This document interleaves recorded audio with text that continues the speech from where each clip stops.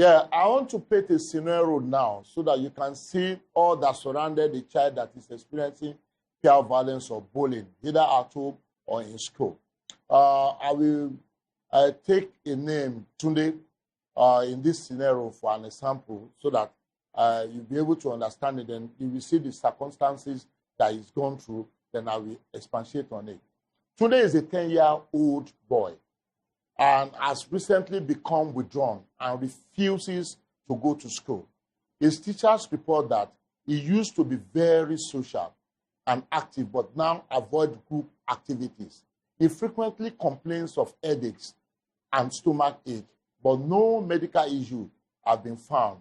His grades are also starting to drop. At home, Tunde becomes irritated when asked about his days and spends more time in his room. His parents notice that Tunde's backpack is often damaged and some of his belongings are missing or broken. When asked, David says, it was an accident, or I don't want to talk about it. You look at the conclusion, you look at all that is going through. One, you will identify clearly in this neglect. Neglect in terms of the parents, which on its own is an abuse. The parents has neglected Tunde in such a way that they don't know all that is gone through before it got to this stage. Now Tunde's situation has gone to the peak. It has gone to a situation that he has decided to take some actions on his own.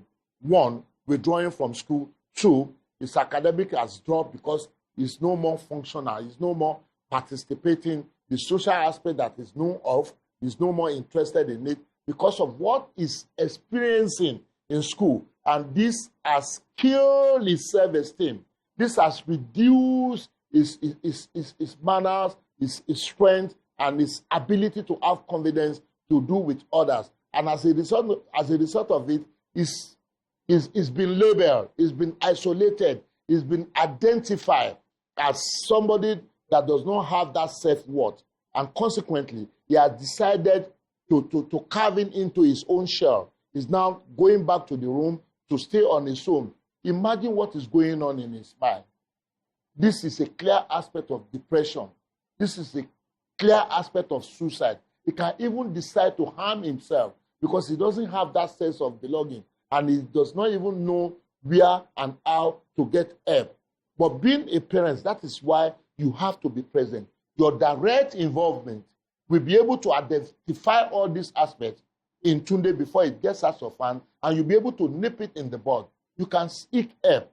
It is a normal situation in this part of the world that we have in terms of development, in terms of modernization. It has become a global standard that you can have a child that is beyond parental control. You can have a child that is in conflict with the law. You can have a child that is in contact with the law. You can even have a child that is in need of care and protection.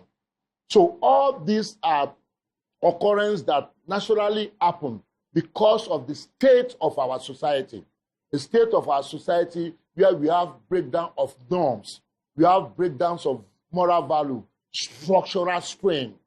Things are not being done in accordance with what is expected of every individual. And the parents too, because of their involvement in so many things that you do to make living, to bring food to the table, you are not present in the life of your children. And this have a very devastating effect on them. So these children need help.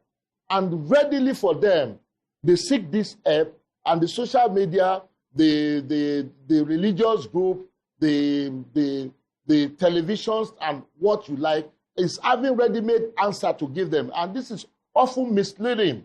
So what you can impact, you see, that is why it is very clear in child rights law.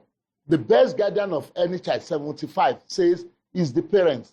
The parents of the child is the best guardian of any child. Section 13 even makes it clear, parental responsibility, that it is your duty to provide this responsibility, care and protection on your children. You have to be there. That is why this best interest principle, that is the very first chapter of the child rights law, is all encompassing. He said it's of paramount importance.